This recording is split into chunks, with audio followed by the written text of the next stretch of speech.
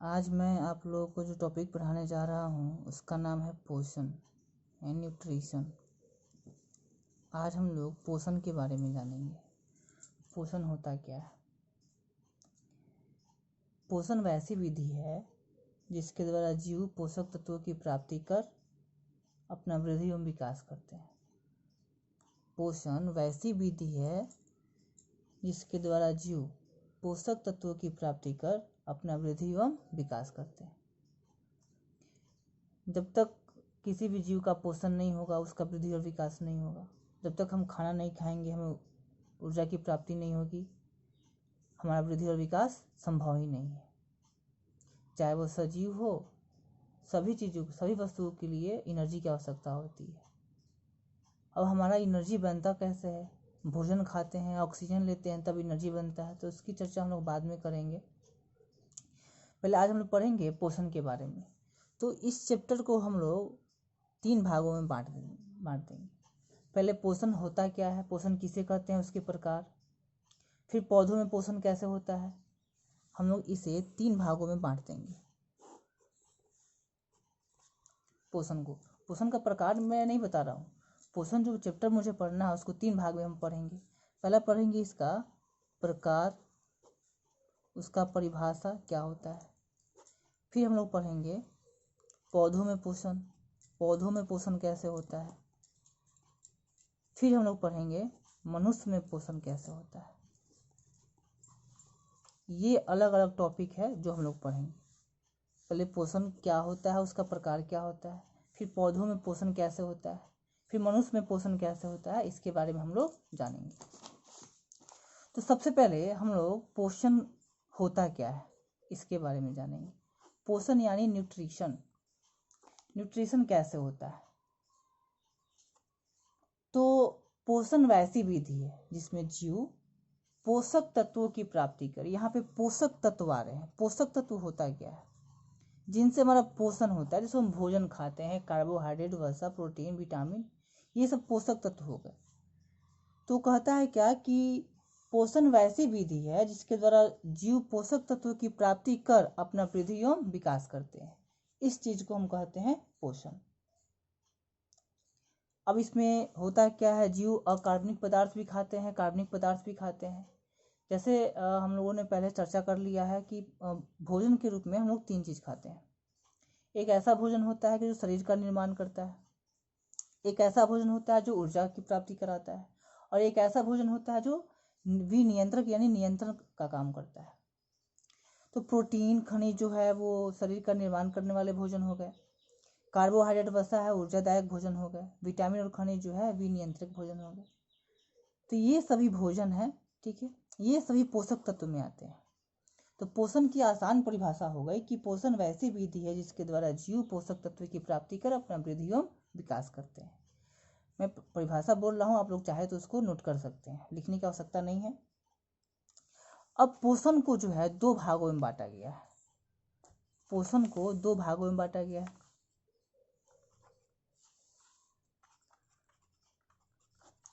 पोषण को मुख्य रूप से 2 भागों में बांटा गया है।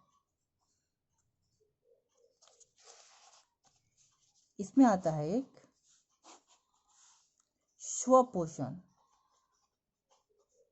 दूसरा आता है परपोषण। स्वपोषण का होता है ऑटोट्रॉफ, इसका मतलब होता है हेट्रोट्रॉफ। परपोषण के भी 3 प्रकार होते हैं, परजीवी, मृतजीवी और प्राणिसम।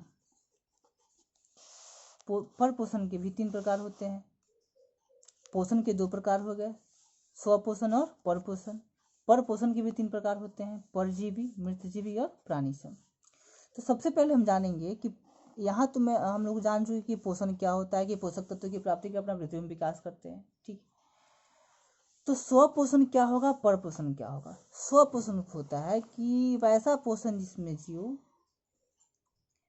अपना पोषण स्वयं करते हैं, इन्हें किसी की सहायता नहीं लेनी पड़ती है, अपना भोजन स्वयं बनाते हैं। जैसे पेड़ पौधे अपना भोजन स्वयं बनाते हैं। तो उन्हें जो है स्वपोषण की कैटेगरी में रखा जाएगा। वैसे भी पौधों में प्रायः स्वपोषण होता है। ऐसा क्वेश्चन आता है 10th बोर्ड में कि पौधों में कौन सा पोषण होता है, तो पौधों में स्वपोषण होता है। परपोषण हो गया कि वैसा पोषण जिसमें जीव अपने भोजन के लिए किसी और पे आश्रित रहता है, उसे हम परपोषण कहते हैं। ये हो गया कि वैसा पोषण जिसमें जीव अपने भोजन की प्राप्ति के लिए स्वयं पे आश्रित रहता है, जिसे हम स्वपोषण कहेंगे। वैसा पोषण जिसमें जीव अपने भोजन के लिए किसी और पे आश्रित रहता है, उसे हम परपोषण कहेंगे। अब परपोषण के 3 प्रकार हो गए, परजीवी, मृतजीवी और प्राणीसम। तो परजीवी क्या होते हैं, मृतजीवी क्या होते हैं, प्राणीसम क्या होते हैं, इसके बारे में हम लोग जानेंगे। तो परजीवी को बोलते हैं पैरासाइटिक, परजीवी को हम लोग बोलते हैं पैरासाइटिक। जो मृतजीवी है उसको बोलते हैं स्पैरोफाइटिक।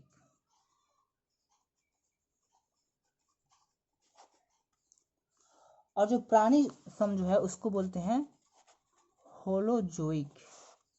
प्राणी सम को बोलते हैं होलोजोइक। तो परजीवी क्या होते हैं, मृतजीवी क्या होते हैं, प्राणी सम क्या होते हैं, इसकी चर्चा हम लोग अभी करेंगे। तो परजीवी पोषण क्या होता है, कि वैसा पोषण जिसमें जीव अपने भोजन के लिए या अपने पोषण के लिए किसी जीवित जीव पर आश्रित रहता है। किसी जीवित जीव पर आश्रित रहना, जैसे अमर बेल जो लतर होता है, जिसे हम लतर कहते हैं भोजपुरी आम बोलचाल की भाषा में, वो जो है किसी पौधे पे आश्रित रहता है। तो पौधा तो जीव है ही, ठीक है। तो किसी जीवित जीव पे आश्रित रहने वाले जीव को हम परजीवी कहते हैं। जैसे बालों में जू पाया जाता है, हमारे पेट के अंदर फीता कृमि, गोल में जो कीड़े होते हैं, वो सब के सब जो है परजीवी में आते हैं।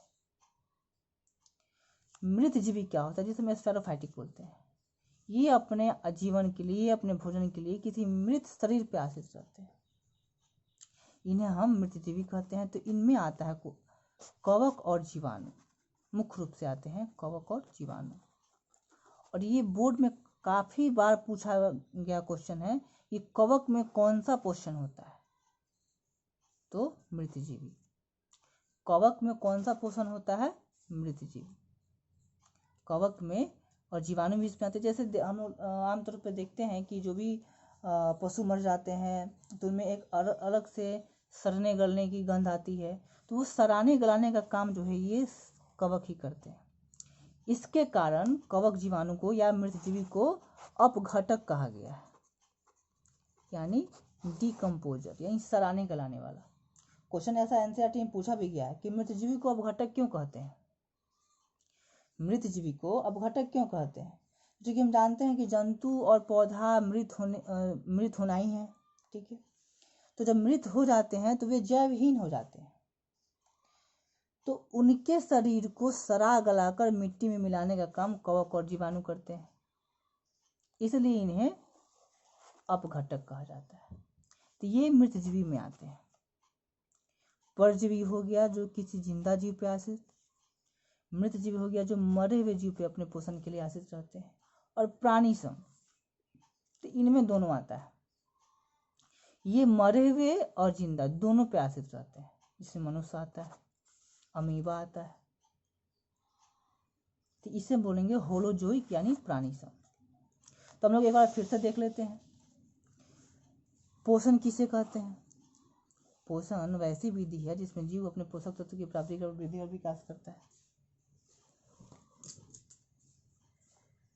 और पोषण को 2 भाग में बांटा गया है, स्वपोषण और परपोषण। स्वपोषण हो गया ऑटोट्रॉफ और परपोषण हेटरोट्रॉफ।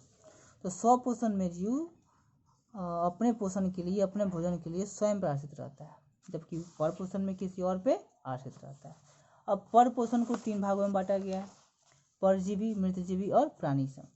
तो परजीवी जिसमें जीव अपने पोषण के लिए जिंदा जीव पर आश्रित रहता है, मृतजीवी में मरे हुए जीव पे, जिसमें कवक और जीवाणु की चर्चा किया गया। कवक को अपघटक भी कहा जाता है, कवक जीवाणु को। और तीसरा है प्राणीसम, जिसमें जीव मरे और जिंदे दोनों पर आश्रित रहते हैं, उसे हम प्राणीसम कहते हैं।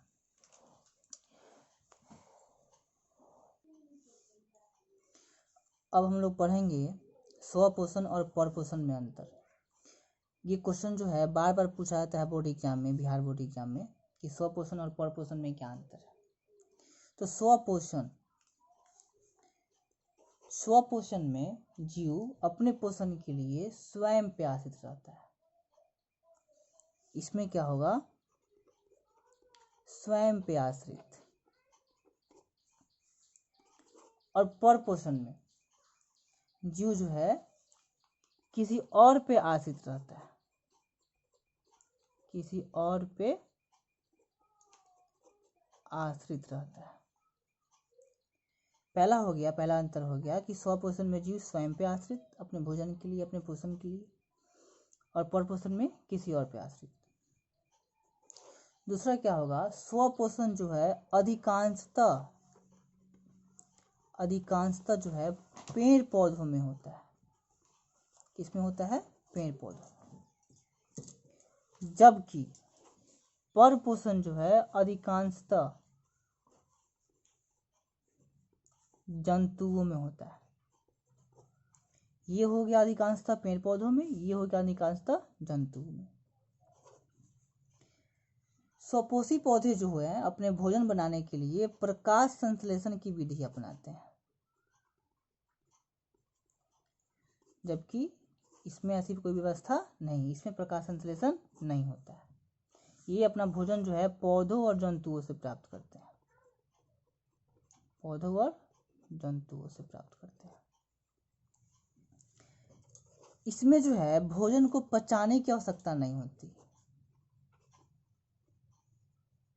इस प्रकार के जो जीव हैं इनमें पाचन की आवश्यकता नहीं होती है, जबकि जो परपोषी होते हैं इनमें पाचन की आवश्यकता होती है, भोजन को पचाना आवश्यक होता है। इनमें जो है भोजन को पचाने की आवश्यकता होती है। फिर से हम लोग देखते हैं, स्वपोषण में जीव स्वयं पे आश्रित होता है, परपोषण में किसी और पे। ये अधिकांशतः पेड़ पौधे में होता है और अधिकांशतः जंतुओं में। ये लोग जो स्वपोषी होते हैं वो अपना भोजन प्रकाश संश्लेषण से बनाते हैं, जबकि ये अपना भोजन जो है पौधे और जंतुओं से प्राप्त करते हैं। इसमें भोजन के पाचन की आवश्यकता नहीं होती है, जबकि यहाँ पाचन की आवश्यकता होती है। तो ये हो गया स्वपोषण और परपोषण में अंतर। अब एक और क्वेश्चन पूछा जाता है कि परजीवी और मृतजीवी में क्या अंतर है। परजीवी और मृतजीवी में अंतर क्या होता है, परजीवी और मृतजीवी में क्या अंतर होता है। तो परजीवी मैंने जैसे कि शुरू में बताया था कि परजीवी में जीव किसी जीवित जीव पर आश्रित रहते हैं। ये जो है किसी लाइव यानी अलाइव जीव पे, जीवित जीव पे आश्रित रहते हैं, जबकि मृत जीवी में ये मृत जीव पे आश्रित रहते हैं। पहला अंतर हो गया, ये जीवित जीव पे आश्रित रहते हैं परजीवी, और ये मृत जीव पे आश्रित रहते हैं। ये अक्सर 2 नंबर में पूछा जाने वाला क्वेश्चन है कि जीवित जीव पे आश्रित रहने वाले जीव को परजीवी कहते हैं, जैसे अमरबेल हो गया, फीता कृमि, बोल कृमि हो गया। मृतजीवी जो मृतजीव पे आश्रित रहते हैं, जैसे कवक जीवाणु हो गया, इनको अपघटक नहीं कहा जाता है, अपघटक इनको नहीं कहा जाता है, जबकि मृतजीवी को अपघटक कहा जाता है, क्योंकि ये भोजन को, जीवों को, पेड़ पौधों जो जैवहीन हो जाते हैं, जो मर जाते हैं, उनको सड़ाने गलाने का काम करते हैं। 2 अंतर हो गए, ये जीवित जीव पे आश्रित रहते हैं, ये मरे हुए जीव पे आश्रित रहते हैं। इनको अपघटक नहीं कहा जाता है, इनको अपघटक कहा जाता है क्योंकि ये सड़ाने गलाने का काम करते हैं, जबकि ये काम नहीं करते। इसमें अमरबेल, गोल कृमि, फीता कृमि आ जाएगा, इसमें क्या आ जाएगा, कवक और जीवाणु।